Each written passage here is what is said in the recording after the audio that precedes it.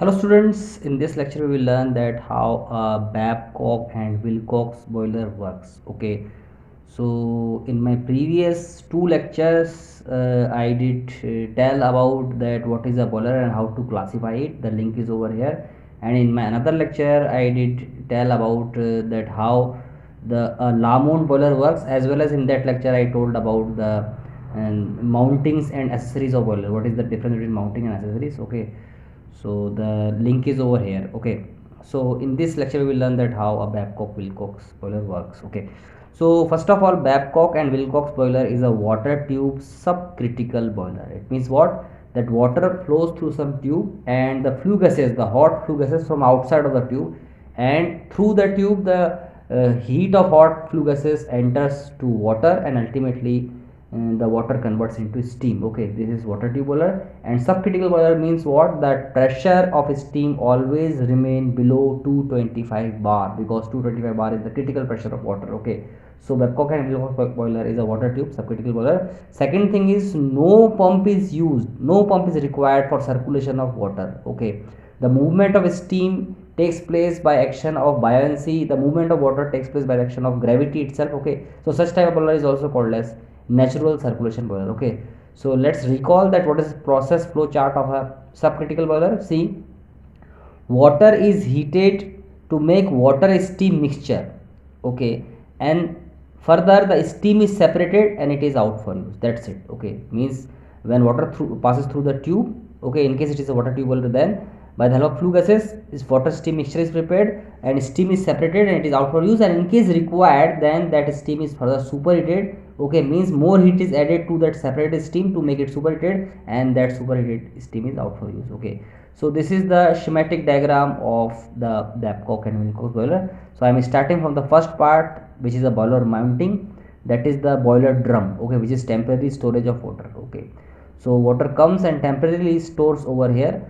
So you can see there is a pipe and there is a feed check valve in the pipe. Okay, so what is the job of feed check valve? The amount of water which is going inside the boiler drum. Okay, so it controls the flow rate of water going inside, how much water per unit time will go inside the boiler. That can be controlled by opening and closing of this feed check valve, and it is a mounting of boiler.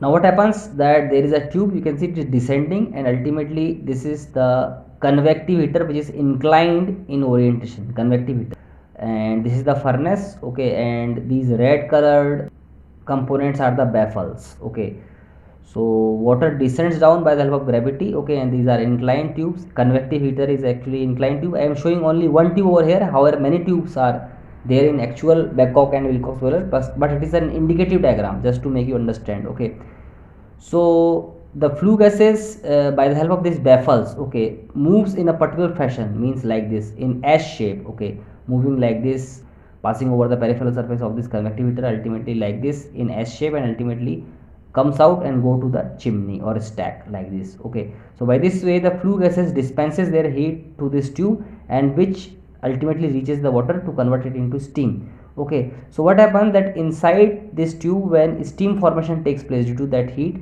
then it is inclined, so these steam bubbles start sliding. Okay, due to action of buoyancy, and ultimately reaches the boiler drum itself. Okay, so over there the steam bubbles reaches the top and burst, and ultimately over the top of water high pressure steam is developed like this way.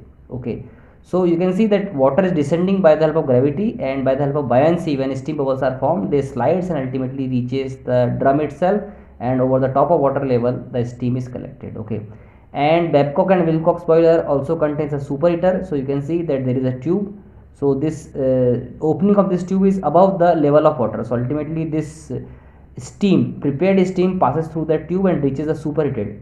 Okay, and superheater is also gaining its heat from the flue gases. Okay, so from the flue gases the superheater is gaining heat, ultimately that steam which is entering inside is heated, it is superheated, and ultimately reaches this steam check valve. Okay, so this steam check valve controls the amount of steam which is coming out from this system. Okay, this is also a boiler mounting, so that out steam is for use. Okay, it can be used for meeting up the load. Okay, so this is the overall process of this boiler. Okay, in the convective heater the water steam mixture is prepared, steam is separated by buoyancy action, the bubbles rises up.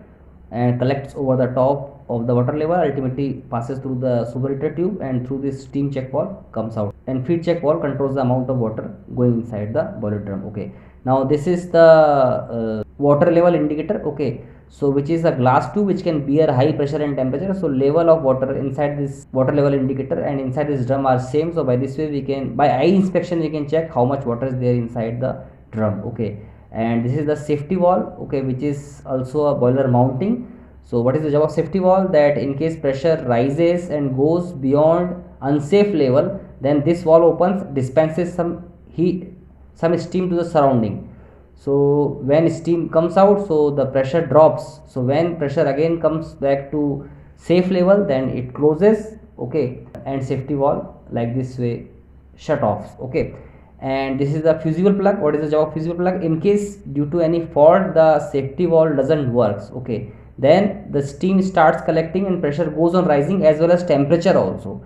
So this fusible plug is made of such a material that at a particular temperature it melts and ruptures. So entire steam is dispensed out, is expelled out from this drum. So the drum pressure lowers down. By this way the drum is saved, because if the pressure goes beyond unsafe limits, then this drum can blast. Okay, and this is the pressure gauge which shows that how much pressure is there inside the drum. Okay, now the fuel is burning over this grate. Okay, this is perforated grate, you can see. So whatever ash is developed, it passes through that grate and ultimately falls on the ash pit. You can see this is the ash. Okay, and at the end of this tube which is descending down from this drum, there is a mud box. Okay, so in case there is some solid impurity in the water, okay, then it sediments and collects over there, and by the help of opening this blow off cork, that muddy water can be expelled out from this system. Okay, and this is the manhole. Okay, so this is for eye inspection inside the drum. When the boiler is not working, there is no water, then for finding that inside the drum there is any fault or not, so this manhole is opened and eye inspection can be done by the help of opening this manhole. Okay, and this is the inlet of air, because fuel requires air for its burning. Second thing is that after dispensing heat to the convective heater as well as superheater, in case still some heat is left, since these flue gases are also striking the bottom surface of this drum, so the amount of heat after dispensing to superheater and convective heater is dispensed to the bottom surface of this boiler drum. So this action of supplying the heat from the flue gases to the bottom of this drum is acting as an economizing action. Okay, so hope by this small lecture you would have understood that how a Babcock and Wilcox boiler works. Thank you.